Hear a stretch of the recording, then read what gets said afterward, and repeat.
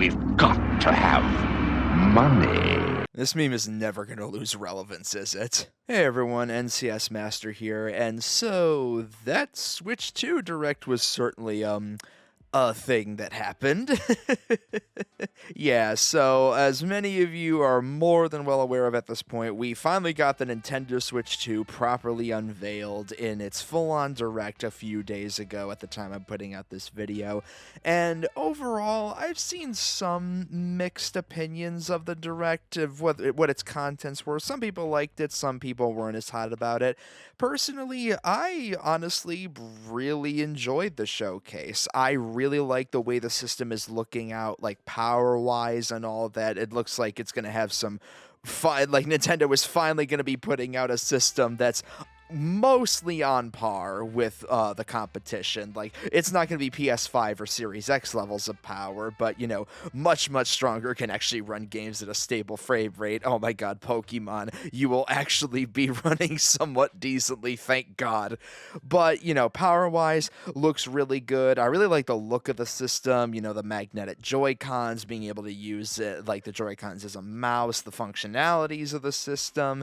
That all looks really good, and you know, the games that they showed off, I'm honestly really into what they showed. They showed a lot of really cool third-party ports that they're going to be doing for the system, like Elden Ring, you know, Yakuza 0, Final Fantasy VII Remake is going to be coming, a lot of the big heavy hitters that you'd expect. I'm kind of sad there was no Persona 3 Reload or Metaphor ReFantasio, because Atlas is still got their hooks in me, but I have a feeling those are going to come sooner rather than later, and, you know, Lord knows when Persona 6 drops, that's 1000% gonna be multi-platform and gonna be on this thing day one. But yeah, and first party wise, there was a handful of games that I think, you know, some certainly weren't expecting, but there were some really nice surprises in there. Like a third Hyrule Warriors game, as much as I'm kind of wishing we would get a different Warriors game in there. I was really hoping for like Kirby or maybe even Xenoblade, but you know, this tying into Tears of the Kingdom and being like a prequel that focuses on specifically Zelda in the past, I really like that idea. And you know, speaking of Kirby, fucking Air Ride 2, like holy shit, who honestly thought we would ever see Kirby Air Ride again? And Sakurai's coming back as the director. That's certainly what is happening right now. He hasn't worked on Kirby in like 20 years. Like, what timeline are we in again? But of course, the two big games that we got during the Direct were Mario Kart World, the first brand new console Mario Kart game, because I know someone's gonna fucking mention Tour, but the first actual Mario Kart game, new one that we've gotten in, God, 11 years at this point. OG8 really is 11 years old. I still cannot believe that. That's going to be the big launch title for the system. And then coming just a month later, they showed off, we're getting a brand new Donkey Kong platformer. It's like the first 3D game since 64, back on the N64. That was like, what, nearly 30 years ago? It's looking basically like Mario Odyssey, but given to Donkey Kong. And honestly, the more I watch that trailer, the better and better that game looks. Like, I cannot wait to see what comes from that game. I think that's gonna be really, really special, that one. But yeah, the contents of the Direct overall, I think most people were happy with, but it was news that we got after the Direct that a lot of people got up in arms with this system over. So, for anyone who somehow is out of the loop, Nintendo revealed basically everything we would want to know about the system, like its release date, most of its specs and stuff like that, and even stuff like the eShop and even updates on NSO, like getting GameCube NSO in the Direct, but not the pricing. We had to find that out after the Direct, and that is where things got controversial. So the system itself is going to be 450 USD, which that's, not the worst thing in the world. I was personally really hoping for 400 cuz like each model of the Switch going up in price, that seemed like the logical way to go for it since the OLED is 350 and the base Switch is 300, so you think, "Oh, 400 would be perfect for the Switch too." But, 450 isn't the worst thing in the world. I think like 500 was the upper limit that most people were willing to accept. So landing in like the middle ground, that's mostly okay. And people have been pretty like all right with that pricing. Not crazy about it, but it's not something they're really turning their nose up at. However, it's the pricing of the games where, oh, that really kicked up the Twitter storm. So, yes, as I'm sure you've all have seen, Mario Kart World, the big launch title for the Switch 2, is setting a very worrying and questionable pricing standard, as that game is going to be going for $79.99 USD. It is going to be $80. The first real case of a big AAA game pushing the $80 price tag after they had already embraced the $70 price tag about 5 years ago or so. I want to say it was like 2019, 2020, going into like the PS5 and the Series X, where we really started to see the $70 price tag rear its head. And people already weren't crazy about that $10 boost from the 60 that was long standard, but this suddenly going 80, yeah, not the best look. This price tag, it honestly just derailed so much of the conversation around the Switch 2. I think a lot of people are still excited for the system, but this, like, unveiling of the price for Mario Kart World just puts so much of a damper on the discourse to where now most of it is just people yelling about the price and how frustrated they are with it. And I can't entirely blame them because, yeah, I'm definitely not happy about this either. This price tag, it's one that really just comes with a lot of questions because this wasn't really something I think a lot of people, or I should say at least on my end, but I think at least a number of like my moots and my friends who I've also seen react to this, they weren't expecting this kind of price tag to come from Nintendo. Like, AAA games have unfortunately just been getting more and more expensive as time goes on, and I feel like people were kind of preparing for another price raising to happen soon. Like, there's been all the discourse of GTA 6 potentially costing $100 at launch, which, Christ almighty, if that happens, oh, that's going to be a dangerous precedent. But to see a game even before that push beyond the $70 price tag, which, like I said, people already weren't crazy about, it just feels like it's a worrying trend that's being pushed further forward, which wasn't really expected from Nintendo because they didn't even really embrace the $70 price tag fully. Like, they had still stuck with 60 through the Switch's whole life, essentially. The only notable exception they had with the $70 price tag was Tears of the Kingdom. And in that case, people were a little bit more understanding because it was like a one-off exception, and Tears of the Kingdom, in terms of its scope, was like one of the biggest Nintendo games ever created, so it was more like, we're not really happy about having to pay more for it, but if any game that Nintendo puts out can at least partially justify itself being 70, it's the next big 3D Zelda game.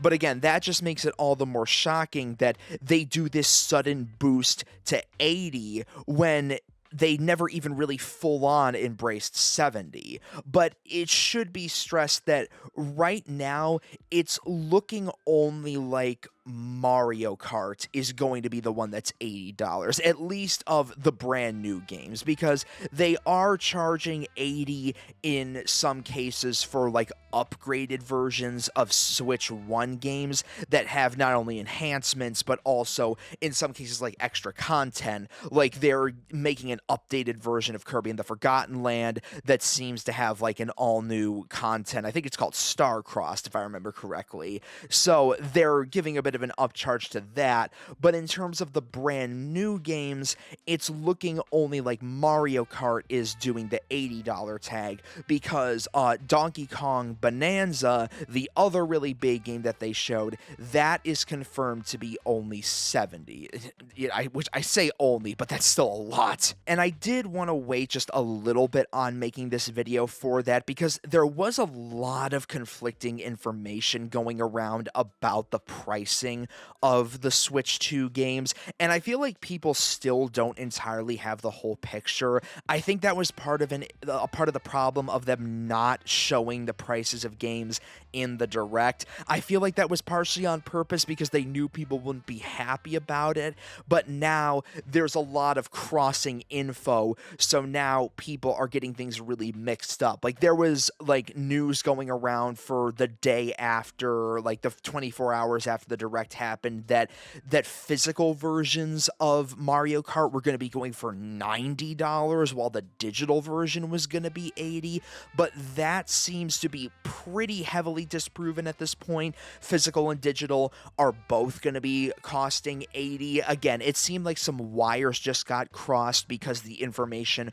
wasn't fully laid out and made completely clear, and now there's still people who are thinking it's going to be $80, but it's something like it's going to be like 90 euros or 90 pounds, and currency transition and all that between nations, so things will cost slightly differently.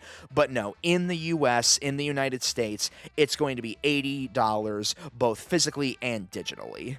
But, a lot of people with this are questioning why this is even happening in the first place. Why make this sudden upcharge when no other company has even gone to $80 yet for a big, like, baseline AAA game? And a lot of that could unfortunately have to do with what's going on, at least in America, in the real world. So, as I'm sure a bunch of you have already seen, I don't want to get too deep into this because this is a mess. If the Switch 2 pricing is a trash fire, this situation that I'm about to bring up is a continent fire. But yes, so there are tariffs being put in place currently on the United States by the US government. And because of that, it's going to make a lot of goods in the US more expensive for people to buy. So as a result, a lot of things are going to be going up in price, and people are thinking that a reason for this, like, upcharge on the Switch games and the console itself are because of the US tariffs. There's even a lot of people speculating that the system is $450 instead of $400 because Nintendo was just getting ahead of the curve on the tariff upcharging, so they wouldn't have to, like, raise the price later on. Like, remember how a few years back the PS5 had raised its price by like $50 in every region besides North America? A lot of people think Nintendo are just kind of jumping ahead of any sort of need to do that because of these tariffs. And the same could be potentially for Mario Kart with this pricing, but there's also the argument that the price is up in other countries outside of the US, but then, like, the Switch 2 isn't going to be as expensive in Japan. Like, if you do the yen conversion rate to the dollar, it's like $100 less in Japan, so it might actually have to do with the tariffs. Honestly, it's such a mess that no one can get a truly clear answer on. It's probably a combination of everything. It's probably the tariffs, it's probably the rising cost of game development, and yes, probably some corporate greed, unfortunately. But either way, Yeah, it still sucks to be charging $80 for a base game, not even a special edition. Yeah, there's a reason I didn't want to put out this video too early, because go figure, less than 24 hours after I make the recording for this audio, the US is not going to be getting the Nintendo Switch 2 pre-orders at the standard time as everyone else because of the tariffs, so it might cost even more than it already does now, both the system and games. Yay, I love this country. And of course, a bunch of arguments have come up in the wake of this, one way or the other, of is this justifiable? Is it not justifiable? Is it bad if you buy this? Are you enabling companies?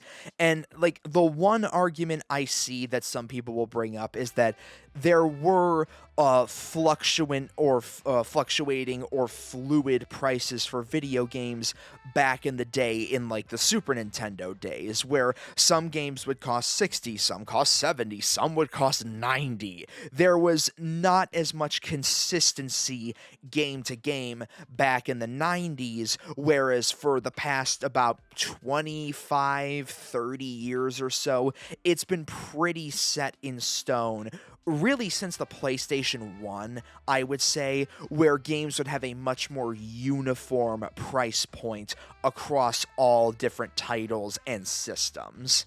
So some people are saying that, oh, this price difference for like Mario Kart and Donkey Kong, it's just like how it was back in the 90s. And games did used to cost things like $70 and $80, or even, like I said, 90 back in the 1990s. But that does ignore outside factors compared to where we are now. The fact of the matter is, in the 2020s, a lot of people just don't have enough money to live. Like, the job market is horrendous. Wages aren't going up properly to match inflation and the increasing cost of living. So a lot of people, they can barely even afford to pay their grocery bill or pay rent, even if working one or multiple jobs. So to see these video game prices go up further when wages aren't going up, that is a lot more understandable why people would be angry. Because, yeah, back in the 90s, it still wasn't great, but we weren't in a complete cost of living crisis like we are now. Like, that's just sort of the unfortunate thing with the state that the game industry is in right now, with pricing and the cost of game development. So much of it is just tied into just real world, unfortunately, political stuff, where it's about, tariffs or capitalism or living wages. And it's just like, God, even video games are hard to just completely escape from the real world at this point anymore with stuff like that. But what also a lot of people are worrying about is what precedent this sets for video games going forward. Because the thing with pricing for games is, once that first domino falls on a new price point, it makes it a lot easier for companies to justify also upcharging for their own titles. So since Nintendo is now going to be charging $80 for Mario Kart, there is in all likelihood going to be a number of AAA developers who will go, oh, Nintendo did it, so now we can do it too, because they've already kicked the door open. They've already shown that it can be done and that people will still buy it. Because don't be mistaken here. Even with this upcharge, people are absolutely still going to show out for this. It's Mario Kart. It's one of the biggest brands in the entire world. Like, Mario Kart is the type of game people who don't even normally play video games play. Like, if there is any video game that you can just get any Joe Schmo to even say, yeah, I'll go ahead and play that, it's Mario Kart. So there's still going to be millions upon millions of people buying this thing, especially as, again, it's the first new one in 11 years. People have been ready for a new Mario Kart for a long time now. But tying back into GTA 6, a lot of people were really worried about that game charging $100 for its base price because they're getting worried that, oh, once GTA does that, is that going to start making companies think, oh, we can start charging that for like Madden or Call of Duty or the next Sony exclusive or the next Nintendo exclusive?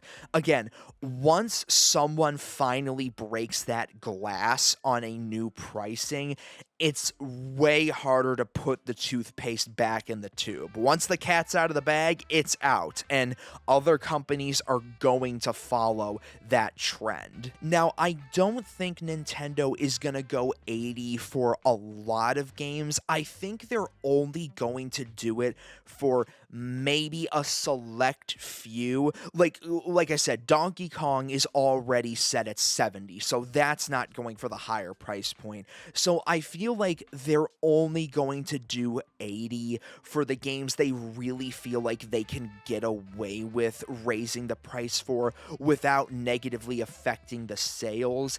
And I feel like of all the games that they can do that for, it's probably going to be 3D Mario, 3D Zelda, Smash Brothers, and potentially Pokemon. Verdict's a little out on that one. I feel like that one there could be an argument that they want to keep it a little lower because they have the double versions, and raising the price that much, people might not be as immediate to jump on getting both versions like some people do. But I feel for the next big Mario, Zelda, and Smash Brothers, those are the ones they can really get away with that upcharge for. And yeah, like, it sucks.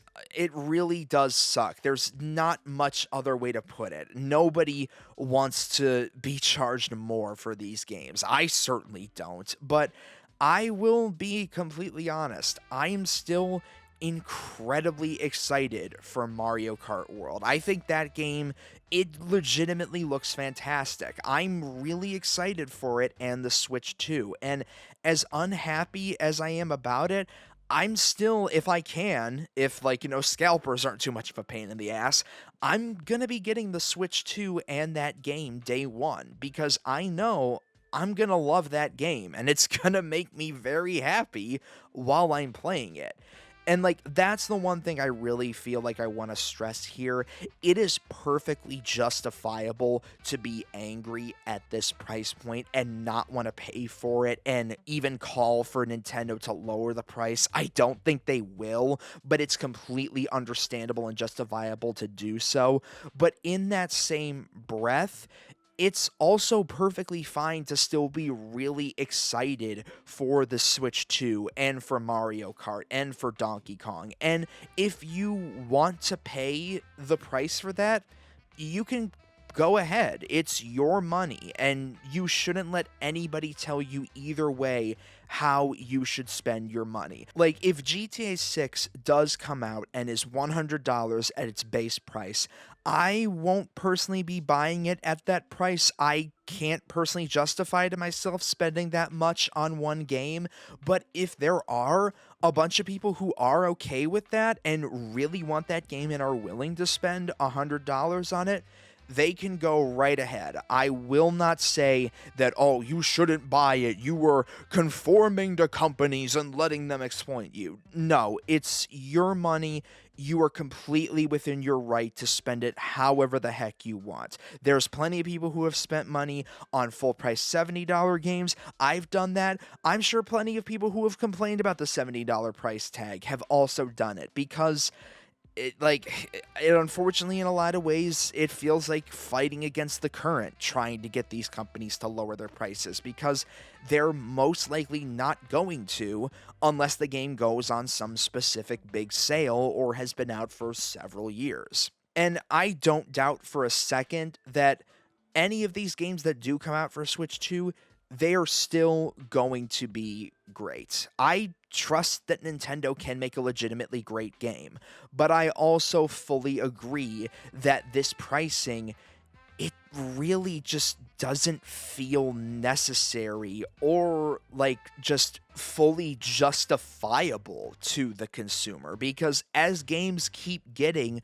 more and more expensive, gamers are going to ask, well, why does it cost this much? That 10 to 20 bucks you tack on to the price tag, it makes people expect a lot more, and I think it's perfectly fair to think that. I do still think we're going to have to wait a little bit to get the full picture on everything that's going on with the pricing for the Switch 2 and any of its accessories, or things like the digital game cards. Like, there's a lot of conflicting info going around, like I said. That's why I didn't even want to do this video in the immediate wake of that price tag announcement, just because, like I said, even within the first few hours, it's already bouncing around a bunch of different misinformation that's proven to be false, but a lot of people are still peddling it because they haven't gotten the clear picture. Ultimately, the system is only about 2 months away, so we're gonna find out one way or the other much sooner rather than later. But ultimately, yeah, the $80 price tag, it is not fun, and it's worrying to see where gaming as a whole is going to go in the future with prices like this. I don't know if we're going to hit another full-on video game crash, simply because video games are so much bigger and in such a different place from where they were back in 1983. I don't think a full-on crash is really in the cards, just because the industry's so massive now. It would have to be a historic and unheard level of fall off to result in another crash like that.